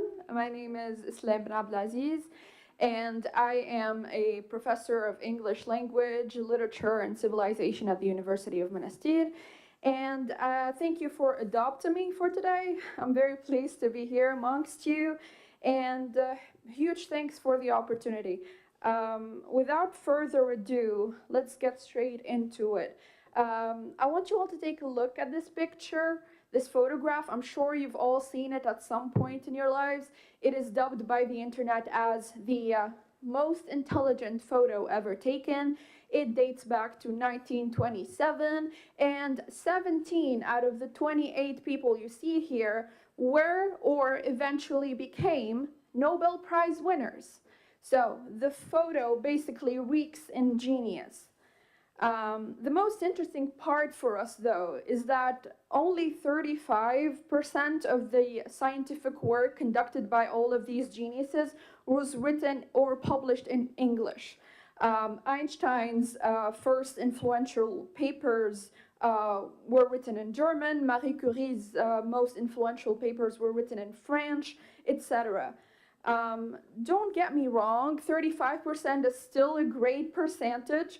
However, if we were to transpose this photograph onto the year 2024, almost a century later, that is, if today's top 28 scientists were to have a collective picture taken of them, the percentage of English publications amongst them would be a staggering 100%. So the top 28 researchers in the world today write exclusively in English. Despite the fact that only 9 of the 28, speak English natively. So the majority of them are non-native speakers. Here's a good segue to get to the crux of my presentation, where I will be attempting to answer these 3 questions. The first is why? Why is it urgent to switch to the English language in scientific writing? Why has English dominated academia? Has it always been the case? The second question is revolves around the question, around like the broad challenges or issues that most non-native speakers face or encounter when attempting to write a research paper in English. And the final question is about how to address those issues, how to address those problems, how to ensure that the transition to English scientific writing is smooth and painless, both to your brains and your pockets, what to do and what not to do if you want to make sure that you are on the right track to becoming a master of the English pen. All right, let's begin with the very first question. So, it is well established that English is the lingua franca of the world, and it has been for several decades. What is a lingua franca, you might ask? A lingua franca is, all right, imagine that a Spanish person meets a Russian person randomly on a Tuesday afternoon in the streets of either country, and one person wants to ask the other for directions. Since the Russian person can speak Spanish and the Spanish person can speak Russian, so it is most likely that they are going to use English to be able to communicate with one another, right? A lingua franca is a language that could be used to transcend the linguistic barriers between 2 people who do not share a common language. It's a language of international communication. And almost 1.4 billion people speak English today, but only 350 million of them speak it natively. So it only makes sense that the science of nowadays is predominantly English. And as we saw earlier, there is a solid evidence that signals that it's about time for our countries to start writing in English. Here's the first reason. First and foremost, as we've stated before, approximately 98% of all scientific papers are written in English. This isn't just a random statistic. It's a reflection of the global nature of scientific inquiry. By publishing in English, we ensure that our works reach a broader audience, right? By publishing in English, you are not relegated to the local, you are actually enabled to transcend to the global. English now is so prevalent that in some non-English speaking countries like Germany, Spain, and even France, whom we're trying so desperately to impress, by the way, academic papers, like English language academic papers, far outnumber the publications in the country's own native language. In the Netherlands, one of the more extreme examples, the ratio is an astonishing 40-1. So only one paper among 40 published in the Netherlands is written in Dutch. All the others are written in English. The second proof is, revolves around citations. So publishing in English can significantly increase the visibility and impact of your work. That's a given fact. Studies have shown that papers published in English receive more citation than those published in other languages. This is crucial for your career, as citations are more often used to, they are used as a metric to like measure the impact and relevance of your research. The more people read your work and cite your work, that is, the greater your contribution to your field will be. The third reason is access to high-impact journals. So, many of the world's leading scientific journals, such as Nature, the Lancet, and the New England Journal of Medicine, they publish exclusively in English. Though these journals have very rigorous peer review processes and high impact factors, and publishing in them can open doors to funding and collaborations and career advancement, all of which might otherwise be inaccessible. And the fourth reason is professional development and networking. A report by the National Science Foundation, NSF, in 2018 revealed that international collaboration in science has been increasing, with over 25% of all scientific papers published in 2016 having authors from multiple countries. So, writing and publishing in English also enhances your professional development. Conferences, workshops, and seminars around the world are being carried out in English right now. By engaging with this global community, you not only stay updated on the research that's been going on, but also you can build a network of peers and mentors, and you can support your career growth. So, those are the reasons that should push you to hop on the train and start writing in English. But it must be noted that English hasn't always been like the world's or the science's native tongue. Historian Michael Gorin explains that from the 15th to the 17th century, meaning during the Renaissance that is, it was typical for scientists to conduct their work, their scientific work, in two languages. You have when they would speak orally, when they would communicate between them, they would use their native tongue. But when they were writing scientific papers and publishing them internationally, they would use Latin. The interesting thing here is that Latin was never one single country's native tongue. No one really owned the language Latin, so it was sort of like a neutral language, a default language, a universal language. So it made sense for scientists to use Latin in their scientific publications. But science kept on progressing, and as it did, Latin became more and more disused.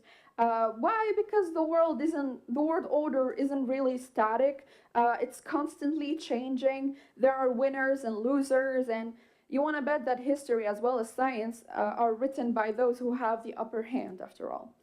By then, some major world powers were beginning to rise significantly. The British and Russian empires, for instance, and each advocated for their own native languages. So that made the scientific field into some kind of mosaic composed of multiple languages. And by the early 19th century, most scientific work was published in Russian, French, German, and English. So you had 4 major scientific languages. By the early 20th century, however, the world order got mixed out again. So think of it as a cards game. The cards get shuffled each time, and each period is characterized by the rise of a certain people, the rise of a certain nation, and the rise of a certain language. And what was the event that shook the globe at the beginning of the 20th century? It was the First World War, right? So, following the First World War, Belgian, French, and British scientists organized boycotts of scientists from Germany and Austria. And it was a form of an intellectual boycott. The Germans and Austrians were blocked from conferences, and they definitely could not publish in European journals. So this was the price to pay for the Central Powers which had been defeated in the Great War. So really, on the scientific, intellectual level, the war was between two camps of languages. You had German representing the Central Powers, and you have English and to a lesser degree French, which represented the Allies, which were victorious after all. When the Central Powers lost the war, they also lost linguistic dominance. They lost German as the language for science. All right? So the first half of the 20th century came with another calamity, as if we couldn't wait for the sequel. We had World War II. Over the Atlantic, the United States, its power was growing larger and larger, both politically and socially and economically. And in the US also, there was very, very strong anti-German feelings. So Germany was actually, not Germany, like German language. The German language was criminalized in 23 states. You were not allowed to speak German. You were not allowed to talk in German in the radio. And if you did, you were drawn in prison. So these were the first seeds of American monolingualism, by the way. Ever since then, foreign language education had been sinking so rapidly, and the policy of isolationism was at full speed. This was exactly the moment that the American and consequently the English scientific establishment started to rule over the world, because now you had a generation of very brilliant scientists who have been taught that exposure to foreign languages is not a good thing. It's a hindrance, it's not a plus. So turning inwards was pronounced as very necessary and urgent. As Michael Gordon says, you have a set of people who don't speak foreign languages. They are comfortable in English, they read in English, and they can get by in English because the most exciting stuff in their mind is happening in English. So you end up with a very American-centric and therefore very very English-centric community of science after World War II. Of course, the Cold War followed. The same tactic of linguistic and intellectual boycott was applied on the Russians, on the Soviet Union. The same strategy of boycott and marginalization. And by the fall of the Berlin Wall, no one dared to speak about Russian as the language for science. There was not even a competition. What usually happens when one single language dominates a specific field?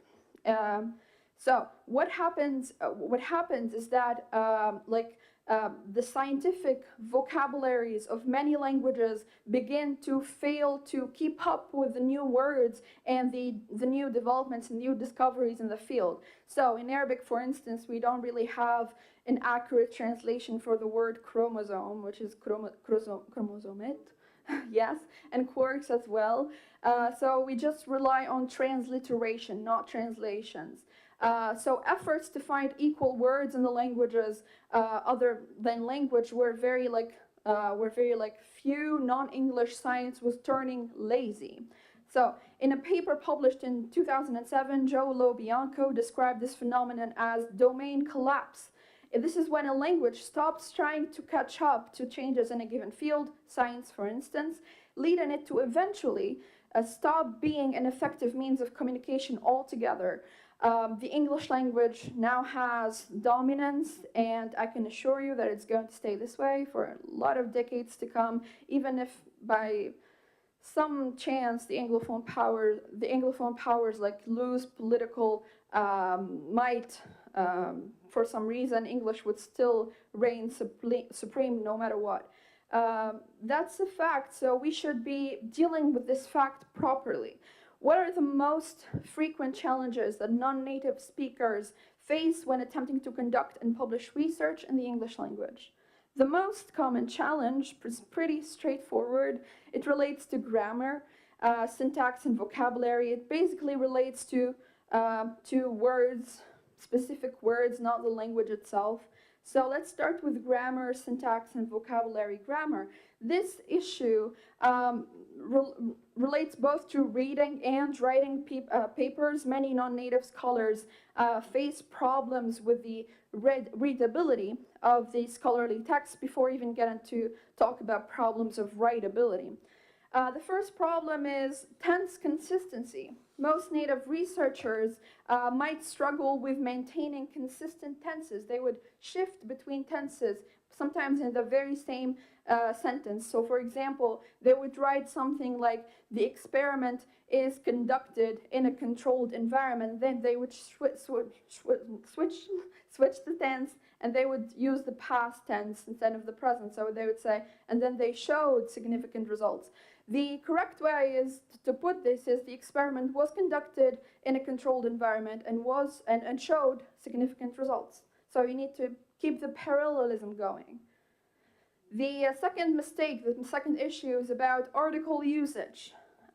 English articles like a, an, and the may be incorrectly omitted, that is deleted, or used by native speakers. So, for example, a non-native speaker would write, results indicated significant increase in activity, thinking in terms of أظهرت النتائج ارتفاعا كبيرا. They would think they wouldn't need to use the article a or the here, but it's really necessary.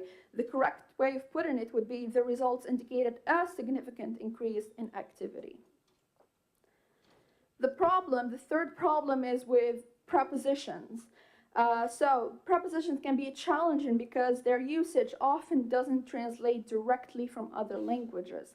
So, for example, someone would write influenced by French, they would write interested by the result, because in French we say intéressé par les résultats, where in English it should be interested in the results. So in French it would give something like intéressé dans les résultats, which isn't really correct, all right?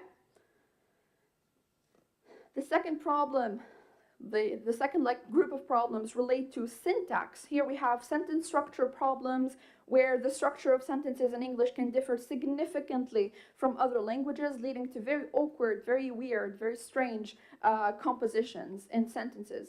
The second problem relates to complex sentences, that is meaning like writing extremely long sentences which are tiring to read.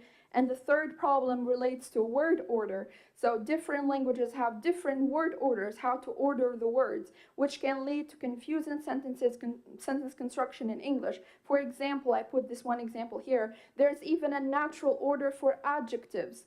So you need to start with adjectives like to describe an opinion, then size, age, shape, color, origin, material, purpose, and then you add the noun. That is the natural order for adjectives. Right?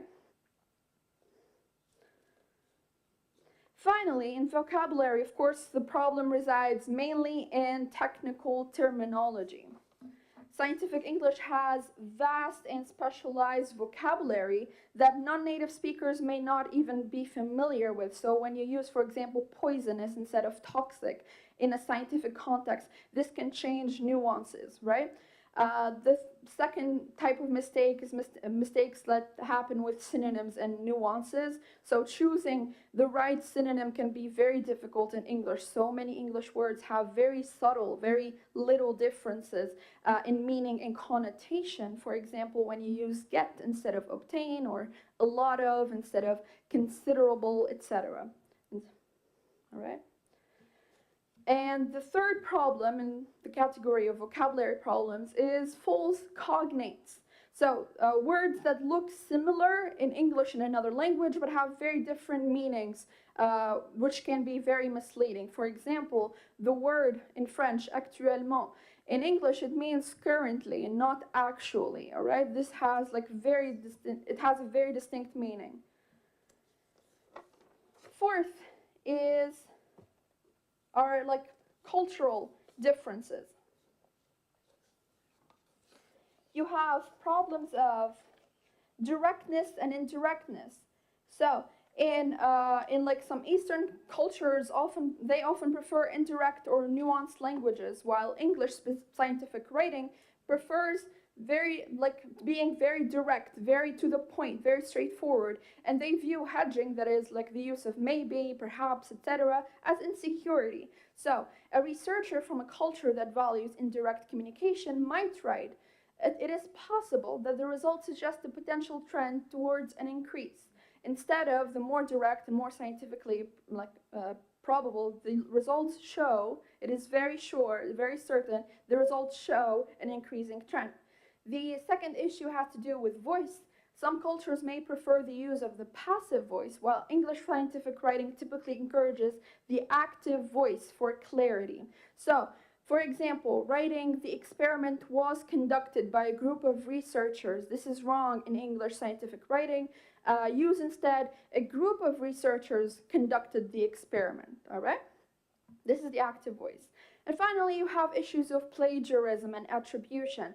Understanding of plagiarism and proper attribution can vary. So English-speaking academia has very harsh rules about plagiarism, requiring very clear attribution and paraphrasing.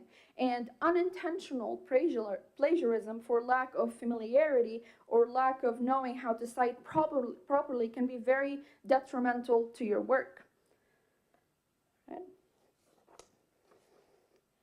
So, an issue that relates all of these issues together, I think this is the most important issue that we face today, is about thinking vernacular and then writing in English. An issue that hasn't been given due attention in our research is the issue of how a researcher thinks. Not all researchers have the same thinking patterns, but one thing that almost all non-native speakers have in common is their tendency to think in their native language first. So, or they would think in a language they are comfortable with, the case of like French for the North Africans, right?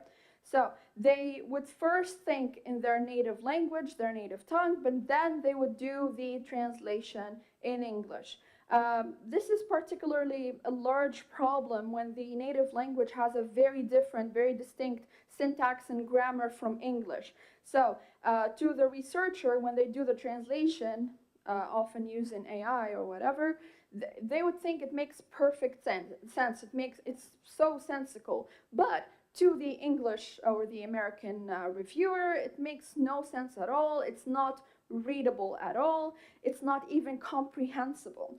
And this is usually because when it comes to writing in English, most non-native speakers resort to the more comfortable but always most mind-numbing way of using machine translations, using AI, ChatGPT, etc.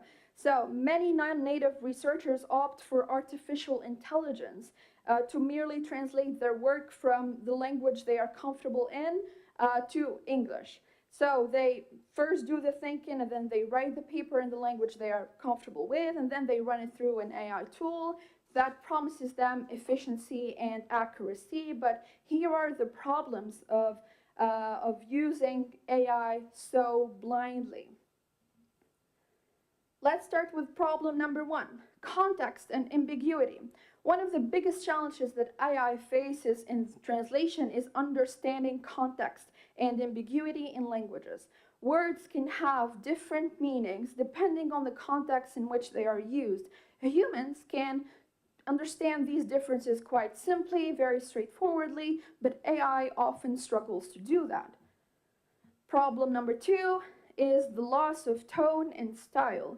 AI often loses the tone and style of the original text when translating. This is especially problematic in creative writings, but also in scientific writing as well, where word choice and writing style is very, very important. Even when you are extremely careful in your prompt, even when you tell ChatGPT, please write a very formal, very academic text, they would start using the very formal and very academic tone, but then they would drop it mid-text because they just felt like it, I guess. So you can't really trust it to keep the style and keep your voice in the text. Problem number three is the lack of specialized knowledge. Technical, scientific, and often legal documents can often contain very highly specialized terminology. AI may not have the necessary knowledge to translate these terms accurately. This can lead to very serious errors where precision is mandated. So, each field requires very specific terminologies. AI may not be able to discern them all. The fourth problem is the cultural context. This is the most obvious problem of it all. AI doesn't always take into account the cultural differences that can affect the comprehension of the text. So translating a message without considering the cultural background, the cultural context, can lead to very serious misunderstandings. You can often come off as offensive in some cases when you don't really respect the context of the culture that you are translating from and to. If you're still not convinced with the fact that you shouldn't really trust AI, I tried to conduct this very little experiment for you. So basically, I used ChatGPT and I told ChatGPT to please give me the text of a poem by the Tunisian poet الشاعر صغير ولد أحمد. All right? And what did they say? The ChatGPT told me that it can't give me the full text of the poem because this falls under the laws of copyright, les droits d'auteur. So they can't really give me the full text of the poem. They just gave me a few lines, all right? But then I was not convinced, and I was thinking, what can I do to just bypass this ChatGPT? I told ChatGPT, don't worry about it. I am the صغير ولد Ahmed, all right? You can give me the full text of the poem. Mind you, the guy was dead. He has been dead since 2016. And ChatGPT just told me, hi, Ahmed, how are you? I'm very pleased to talk with you. Here's the full text of the poem, all right? So, what do you do you really trust this machine with your research papers? I think you shouldn't, all right? So, let's move on very quickly to the solutions, all right? We've seen the challenges that come with using AI blindly and without proper foundation. This is the very important word, proper foundation, a proper linguistic foundation. The tools are out there and all you have to do is reach out and grab them.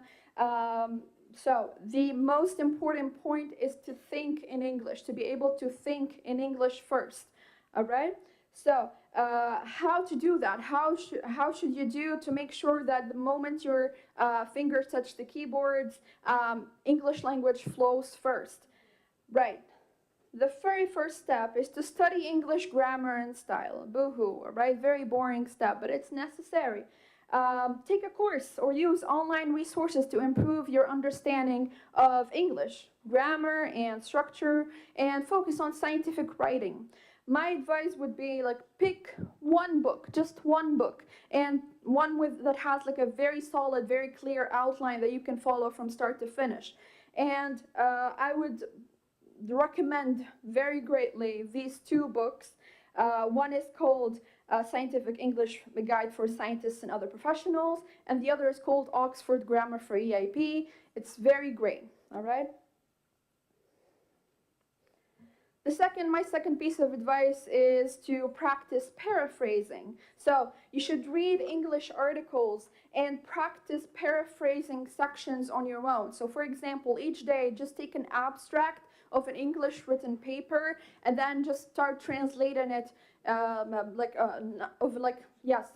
and start translating it or start trying to paraphrase it in your own term but in English. So translating it helps the understanding and paraphrasing it helps solidify your English proficiency. So the third piece of advice is to engage in English conversations. Join or attend conferences or seminars conducted in English. Practice or discussing your research in English with other colleagues who are proficient in the language. Here are some online forums that I strongly recommend. You have Stack Exchange and also Reddit. I think Reddit is very popular among the youths, right? You all know Reddit? All right, you can use it for medicine as well. So you just put you type on Google Reddit/medicine, Reddit/pulmonology, Reddit/immunology, and then you have a discussion forums from containing scientists from all around the world that you can talk to and discuss issues with, and that bit by bit you can help build your proficiency in the English language. The fourth piece of advice is to seek Feedback. Share your English drafts with colleagues or mentors who are proficient in English or can provide like constructive feedback. And participate in peer review groups where you can review and critique each other's work. So, the fifth piece of advice is to think aloud in English. Verbalize your thoughts in English while working through problems or designing experiments. If you think that's too difficult, start with this very simple exercise. Whenever you are in a room, try to number or try to name all the objects around you. Start with very like concrete objects, and then you can move on to the more abstract thoughts. And the sixth piece of advice is to surround yourself with the language.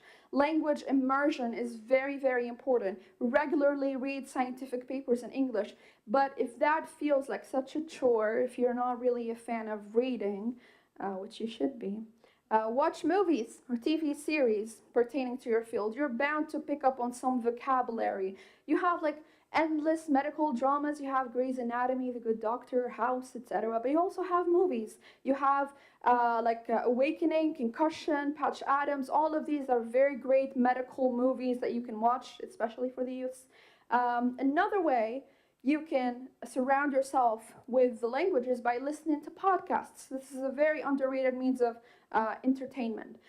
You can play podcasts when you're driving in your car, when you're on your breaks, etc. It's a very like effortless way to really absorb the language. And here are a few scientific medical podcasts that I strongly recommend. They are all tested and proven to be efficient. The first one is called Publish, Perish, or Podcasts, where 3 scientists discuss different topics around modern research and share funny stories from their lives as researchers. The second podcast is called Clinical Research Talks, which simplifies and explains important topics related to clinical research. The third podcast is called ESL Science and Medical Writing Tips. It tells you how to improve your scientific writing, your medical writing, to increase chances of publications. And then you have the Immunology podcast. It's a more specialized podcast, which features conversations from the top immunologists in the globe. And as a concluding thought, science is international, sure, certainly. But scientific publishing is dominated by English. So, does that mean that English is really necessary for scientific success? Yes, it is. So, as we've seen together, it is necessary, but just as a concluding disclaimer, we all should be aware of the damage of letting English become the exclusive tongue of science, especially as non-natives, let alone non-natives who had been previously colonized and who are forced to be twice removed from our mother tongues. Much of our genius goes unnoticed, unread, because it doesn't speak the language of those who have power over us in every aspect of our lives. And I truly believe that we're definitely losing our own voice as a society, and we're definitely our vision of the world is definitely fading away as a result. I am not here to contest that, it's a fact, but I truly believe that we should be realistic about the situation of the publishing field. So publishing in English might be, if you would like, an evil, but it is a necessary evil. Think of it as a path into the crowd, one that can help you fight for inclusion and diversity in science, not from the margins, but from the very middle of the system. Thank you so much.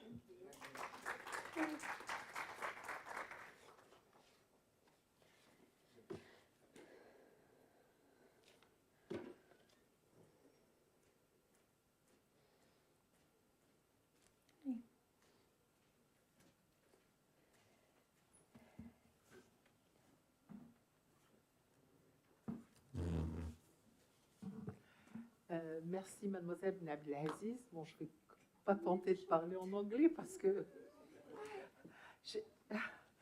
I have no problem to read, to write, but when I want to speak, Blocking.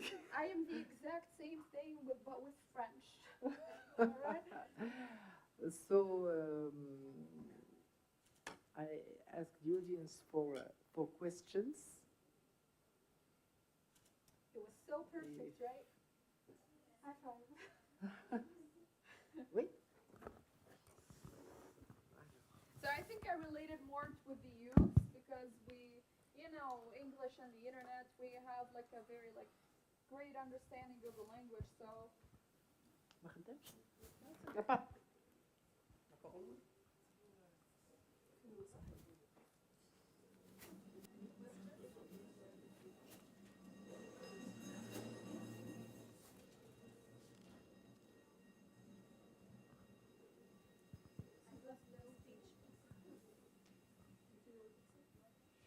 even if it's not a question, it's fine.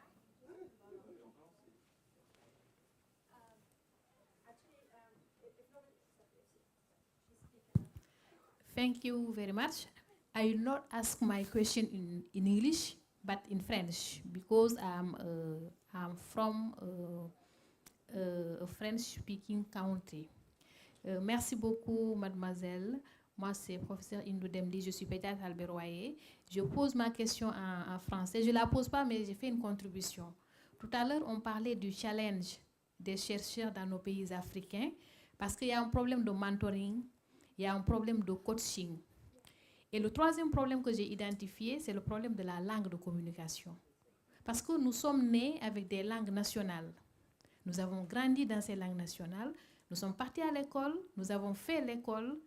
Et maintenant, il faut, pour être lu, publier dans une langue qui n'est pas notre langue que nous avons apprise à l'école, mais qui est soit une deuxième langue ou une troisième langue. Et donc, à mon avis, c'est un vrai défi pour nos pays africains. Et donc, les chercheurs africains qui sont classés comme notre maître, le professeur Bosfiha, à mon avis, sont des super chercheurs parce qu'ils ont publié dans des langues qui ne sont ni leur langue maternelle, ni leur première langue, mais leur deuxième ou troisième langue. Donc, ces aspects doivent être pris en compte, à mon avis, chez les chercheurs de nos pays. Merci beaucoup. Je voudrais juste faire un commentaire par rapport à ce qu'a dit Madame, parce que c'est très très intéressant. Je vais faire juste une petite. Je pense que en termes de publication, pour publier en anglais, c'est pas vraiment le problème. On arrive maintenant à écrire en anglais. Et il faut publier en anglais, je suis d'accord. Il faut arrêter de publier en français. On ne sera pas cité, on ne sera pas lu. Ou alors par très peu de personnes. Je pense que le challenge, parce qu'ensuite, bon, on a parlé des publications, mais la science, c'est aussi aller à des congrès, c'est communiquer ce qu'on a fait, c'est échanger avec des chercheurs. Tous les congrès maintenant sont en anglais. Donc, je pense qu'à ce niveau-là, le speaking est très, très important. Vous voulez prendre la parole avant? D'accord. Bon, je vous remercie. Je suis très ravie d'être parmi vous, mes maîtres et mes collègues. I think I'm going to go ahead and speak in English because now we're very conscious of the importance of this language. We know it's going to open doors. We know it's going to take us to far distances. With French, we're not doing very well. We have to recognize this. We have to face the mirror and say, French is not the language that is going to take us anywhere. So I'm amazed because in our university, in our Faculté de Médecine, we're thinking about having talks like the one you did, that you did brilliantly. Thank you for that. We are conscious that we have to walk the walk. We have to do that. I have to present myself first. I'm an assistant professor of radiology. I'm Marquis Islam. I'm also a junior deputy editor for European radiology. It means that we are receiving publications from all over the world. Of course, all of them are in English. So even Asian people, Chinese people, to be more specific, publish now. Exactly everyone is it's compulsory. They have to speak English. They speak it well, they speak it less well, etc., but they do make the effort, because otherwise their voice is not heard. They have no... Okay, so thank you for this. Thank you, Udekana, for doing this. That's all. I don't have questions because it was so clear and so pertinent, so now I just wanted to share the thoughts with you. Thank you so much. Professeur Boussawera. Bonjour tout le monde. Alors, je vous remercie très bien d'abord beaucoup pour cette présentation pour Madame ABDELAZIZ. Et puis, mon opinion sur la question de langue, effectivement. Comme vous dites, ChatGPT qui peut donner beaucoup de choses, il est en anglais. Lorsqu'on fait une même recherche en français et en anglais, on n'a rien en français. Et en anglais, c'est beaucoup plus ciblé et c'est correct et on puise dans beaucoup d'océans, c'est-à-dire c'est les Japonais, c'est l'Inde, c'est les États-Unis, c'est l'Amérique du Nord, etc. Donc là, on a beaucoup plus de documents, qu'ils soient en médecine, qu'ils soient en sciences, et donc on est mieux servi. Donc d'autre part, donc c'est une obligation. Pour la recherche, en fait, il y a la langue, il y a les techniciens et il y a les chercheurs à plein temps. L'université, là, on est recruté en tant qu'enseignant ou en tant qu'hospitalo-universitaire, on est noyé dans les tâches de soins, d'enseignement, et ce qui fait la recherche n'aura jamais sa part s'il n'y a pas de chercheurs qui sont les guides, comme avait dit Madame Chkron. Il faut des gens à plein temps en recherche avec des techniciens qui font la paillasse. On ne peut pas la faire et les étudiants, ils sont nouveaux, à chaque fois ils partent. Il faut quelqu'un qui est toujours là pour les aider. En plus, le troisième problème, c'est la langue. Et alors la langue, comme tout, enfin, mon opinion sur la question est la même. L'anglais est l'une des langues les plus difficiles à apprendre et à comprendre. Déjà, je fais l'expérience avec l'espagnol, j'ai mis moins de temps pour l'apprendre que l'anglais. Et il est difficile comme langue et j'ai 2 frères enseignants universitaires en anglais. Et je bute à chaque fois et c'est dur. Et là, j'étais émerveillée parce que vous avez en fait ciblé. Là, des fois, je le fais avec comme ça, j'arrive à voir que peut-être il faut faire comme ça. Je pompe dans des articles. Je lis beaucoup d'articles avant de pomper une phrase correcte. Et puis, je me fais relire. Mais ça me prend énormément de temps, tellement que l'idée principale fuit. Je rédige en français et puis c'est pas bon lorsque je traduis. Ou je rédige en anglais et je passe beaucoup de temps et je perds le temps. Et là, j'ai bien aimé ce que vous avez fait. Vous avez corrigé les vrais problèmes, les fonds. Et c'est vrai, là, je vais dans des plateformes, je discute avec des gens, je rentre dans d'autres plateformes. Je vais partout pour améliorer ma langue. J'arrive, mais c'est pas ça, je ne suis pas satisfaite. Et par exemple, là, si vous avez fait un livre avec tout ça, ça sera les bienvenus en tout cas pour nous. Et rajouter à chaque fois petit à petit, on le prendra tel qu'il est, même avec 3 pages, on sera ravis. Mais bon, rajouter à chaque fois, et ça sera un très bon livre en tout cas pour rendre service à nos pays scientifiques, parce qu'on travaille beaucoup, mais on est loin dans les classements malheureusement, et on met beaucoup. C'est ça. Je vous remercie si j'étais longue. Excusez-moi. Voilà, merci beaucoup. Professeur Bousfeha.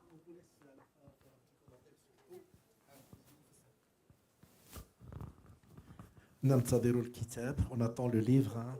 C'est très important. Deuxièmement, je m'excuse de mon absence. Mes élèves, mes étudiants, les résidents m'ont fait un hommage et donc je m'absente. Mais ce n'est pas grave parce que tout est enregistré. J'enverrai le lien à Madame Tahiri qui a été qui a beaucoup apprécié cette rencontre. Alors, concernant la langue, on va parler scientifiquement de ce problème. D'abord, objectif. Pourquoi on publie? C'est pas pour faire de la grande publication de recherche, partager les... On publie aussi pour former. Nous, on doit publier en français pour nos compatriotes. On ne peut pas leur écrire des comptes à tenir en anglais, ça ne va pas donner un bon résultat. Si on veut améliorer notre ranking, c'est l'anglais, oui, mais pour augmenter le nombre de chercheurs, il faut faire une base de gens qui connaissent. Et puis on doit publier en langue nationale, maternelle. Pourquoi? Parce que nous sommes des leaders et on doit communiquer avec notre population. Et certainement, les épidémiologistes, notre maître, professeur Jamila Hachim, notre ami épidémiologiste de Mali, il doit y avoir un lien entre le niveau d'instruction de la population en termes de médecine et le niveau de recherche, de la recherche. Et il faut publier en arabe et en amazigh. Il faut publier. Il faut que le professeur Bosfiha écrive de temps en temps le journal pour la population, écrive en arabe. C'est une responsabilité, comme a dit le professeur, sociétale. Sociétale. Nous avons la responsabilité. Je termine par une phrase concernant l'anglais, concernant l'apprentissage des langues. La langue ne s'apprend pas, elle s'utilise. On va lire, on va refaire, on va lire les diplômes. Il faut se mettre dans le bain, il faut dans le service, de temps en temps, faire une réunion de recherche en anglais. Il faut parler, il faut faire des erreurs, il faut corriger, il faut s'entraider. Mais aller apprendre l'anglais et venir, n'est-ce pas, professeur? Merci.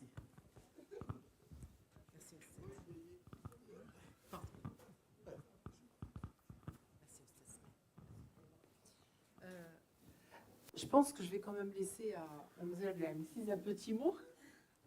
Yes, I don't really have anything to say. I really agree with every single comment that has been made so far. I really acknowledge the complexity of the issue. Once you think you've solved it from one single perspective, another perspective shows up and complicates things further.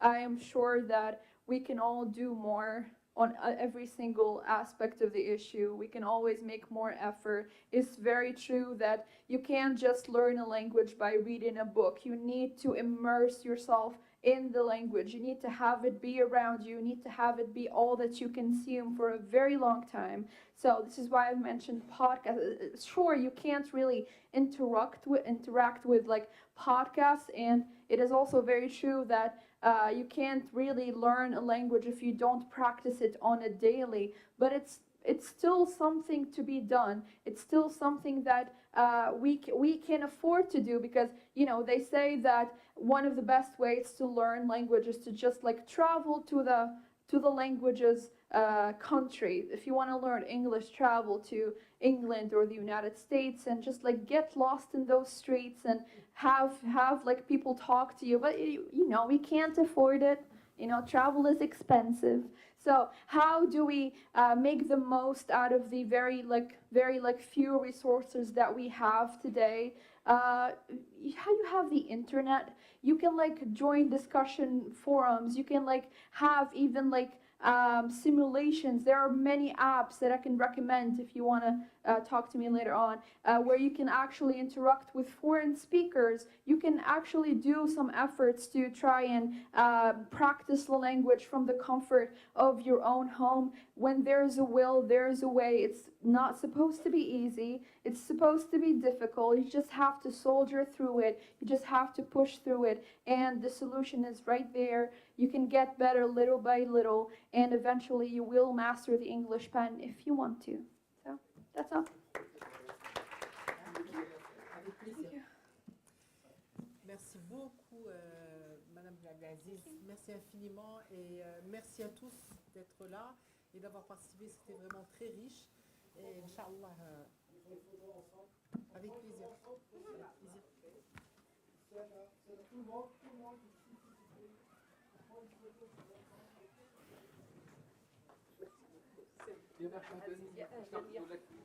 أهلا